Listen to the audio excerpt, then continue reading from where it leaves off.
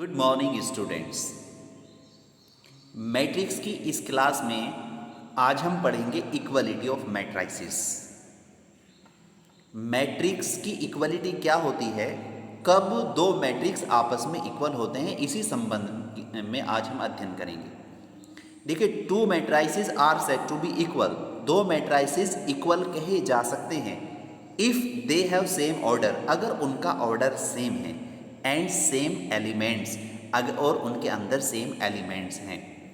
देखिए, दो मैट्रिसेस हमारे पास हैं। एक तो मैट्रिक्स ए है जो कि इस रूप में लिखा हुआ है ए आई जे एम मल्टीप्लाई एन, यानी जिसका ऑर्डर एम बाई एन है।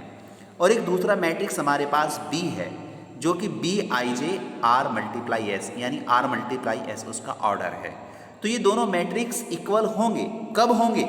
अगर इनके अंदर number of rose in A में जो रो हैं वो बी में रो के बराबर हो। अब ए में कितनी रो हैं? एम रो हैं, और बी में कितनी रो हैं? आर रो हैं।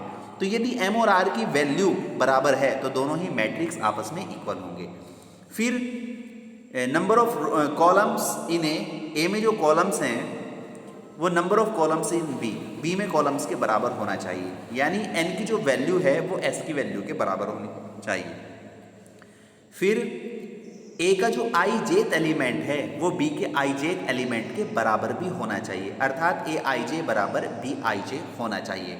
तो अगर दो मैट्रिक्स आपस में बराबर हैं तो शर्त यह है कि उनका ऑर्डर सेम होना चाहिए, अर्थात उनके अंदर नंबर ऑफ रोज बराबर होनी चाहिए और नंबर ऑफ कॉलम्स बराबर होने चाहिए, और आई जेथ एलिमेंट के बराबर होना चाहिए।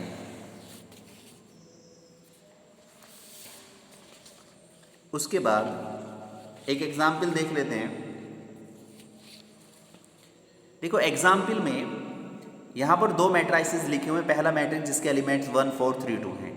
फिर दूसरा मैट्रिक्स कुछ कैलकुलेशन टर्म्स में लिखा हुआ है 4/4, 2 × 2, 2 + 1 और 4 - 2। लेकिन दोनों ही मैट्रिक्स पहले एग्जाम्पल्स में बराबर हैं, क्योंकि 4 ÷ 4 1 होता है जो कि 1 के बराबर है। 2 × 2 ये 4 होता है जो कि 4 के बराबर है। 2 + 1 3 होता है जो कि 3 के बराबर है। 4 - 2 2 होता है जो कि 2 के बराबर है।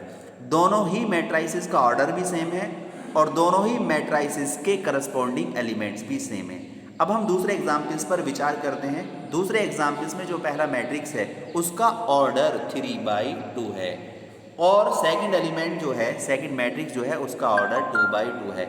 अगर हम इन दोनों मैट्रिक्सेस की बात करें तो इनके करस्पॉन्डिंग एलिमेंट्स भी आपस में बराबर नहीं हैं।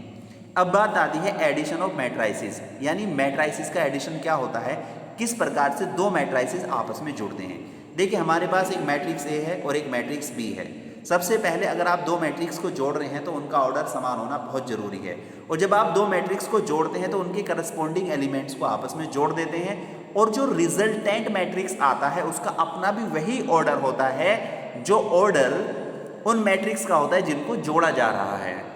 तो यहाँ पर एक एग्जाम्पल लेते हैं। एक मैट्रिक्स ए है जिसके एलिमेंट्स 1 3 2 4 है, और एक दूसरा मैट्रिक्स बी है जिसके एलिमेंट 6 4 8 0 है। जब आप इनको जोड़ोगे तो पहले आप देखोगे दोनों के ऑर्डर सेम होने चाहिए। बिल्कुल दोनों के ऑर्डर सेम है, ये भी 2/2 का है, ये भी 2/2 का है। तो जब आप इन्हें जोड़ोगे तो इनके करस्पॉन्डिंग एलिमेंट्स को आप जोड़ दोगे। 1 को 6 में जोड़ोगे, 2 को 8 में जोड़ोगे, 3 को 4 में जोड़ोगे, और 4 को आप 0 में जोड़ोगे। तो जोड़ने के बाद जो रिजल्टेंट मैट्रिक्स आया है वो आया है 7 7 10 4। ये रिजल्टेंट मैट्रिक्स के एलिमेंट्स हैं। तो इस वीडियो लेक्चर में आज इतना ही।